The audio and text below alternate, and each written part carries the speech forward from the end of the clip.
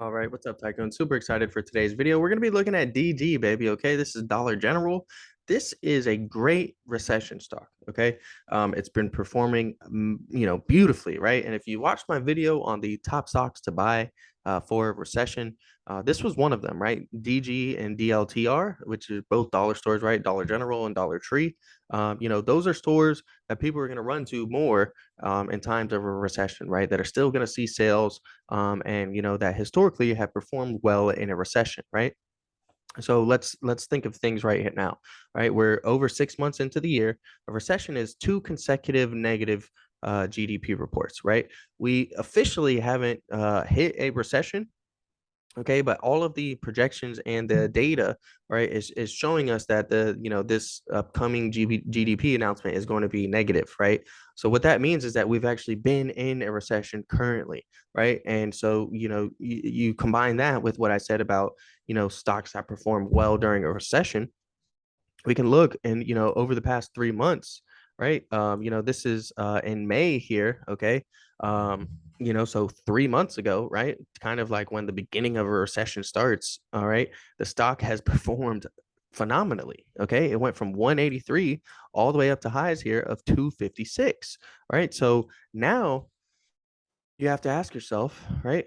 Are we going to stay in a recession, right? Is Q3 going to be negative? All right.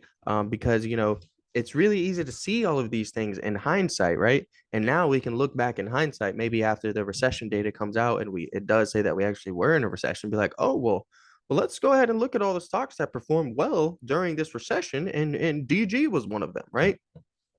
So you have to think, are those recessionary fears and the whole, idea of a recession, is that going to maintain relevancy over the next 3 months? What's the data looking like? And are things starting to turn around in the market, right? If they are, then potentially DG could see some pullback. All right. There's a massive, massive daily gap down to fill, okay, from 197 all the way up to 200 and like $16. All right. These gaps fill 90 to 95% of the time historically in the stock market. It's just a matter of when, right? Not so much a question of if.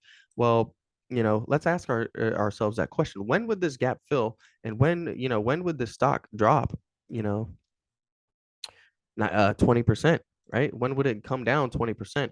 Well, let's say if we're out of a recession, right? And we get out of this recession, right? People aren't going to be flooding their money into DG. They're going to be rotating out of it now, right? Because recessionary fears are here. They're selling stocks like Snapchat. They're selling stocks like RK, right? They're selling stocks like Skills, like Wish, all these, Jumia, all these plays, right? And they're buying into stocks like Dollar General, right? So that's a rotation. That's a market rotation, right? So if in the past 3 months, you've seen stocks bleeding, and this one has been performing massively, right? Outperforming the stock market massively. Well, for that to continue, all right, it basically be more recession stuff, right? So, before I break down the chart, I just kind of want to give you guys some psychology of everything. All right. I'm sure you guys have been looking at it. We have a nice head and shoulders pattern forming. Okay. So here's our left shoulder, here's our head, here's our right shoulder. And this is going to be our neckline that we need to break. All right. Once we break this neckline of 243, we have support at 239. And then 228.57 is going to be the target for the head and shoulders. That's going to take our whole move there and bring us down to 228. Right? If we break that 228, we have 219 and then the huge gap down to fill. Okay. So I'm definitely watching this one. I don't have any short positions in it currently because, I'm waiting to see, are we going to break that neckline?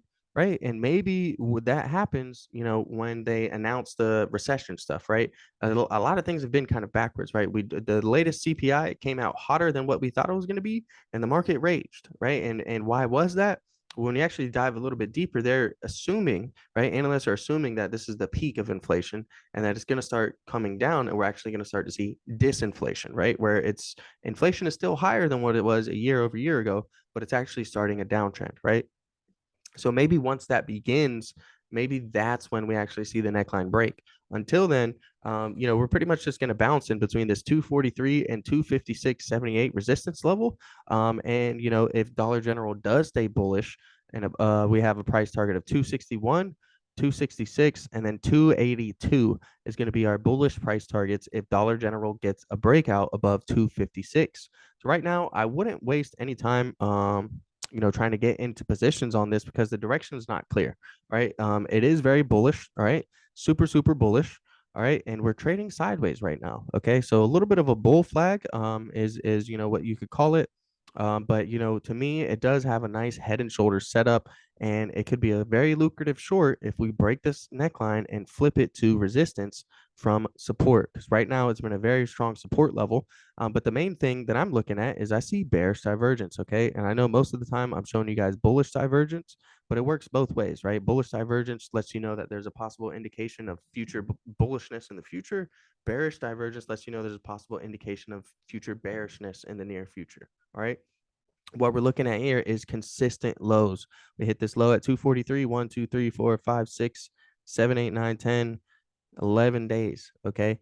Look at the RSI. The relative strength has gone from 60 all the way down to 52 at the same price levels, right? So it's staying the same price, but the relative strength is actually decreasing, right? And what do you know here on the daily chart? We have a bunch of indecision candlesticks, so it hasn't made its mind up if it wants to go bullish, wants to go bearish. These are indecision candlesticks right here. So I'm gonna see, right, if this bearish divergence is gonna play out, and if it does, most likely we'll get the break of the neckline and get that nice head and shoulders pattern to play out. All right, that's the main thing that I'm going to be looking for. And I just wanted to show this one to you guys because it's got a very nice setup. Okay, we have the head and shoulders neckline and a massive, massive gap down. So plus bearish divergence. So people want to know how I find trades, right? Like, well, how do you know which trades to get into, right? You look for setups, right? And when you have 1, 2, 3, 4, 5 things in your favor on the setup, then the odds of that play becoming successful are increased, exponentially, right? So not only do I have a possible bearish chart pattern, right? I also have a possible bearish, divergence right here. It is a bearish divergence, but what I mean, like, it possibly bring the stock lower. It could be bearish for the stock, right? So that's two things, all right? Then we have the massive daily gap to the downside, and we know that this is going to fill in the next bear cycle, right?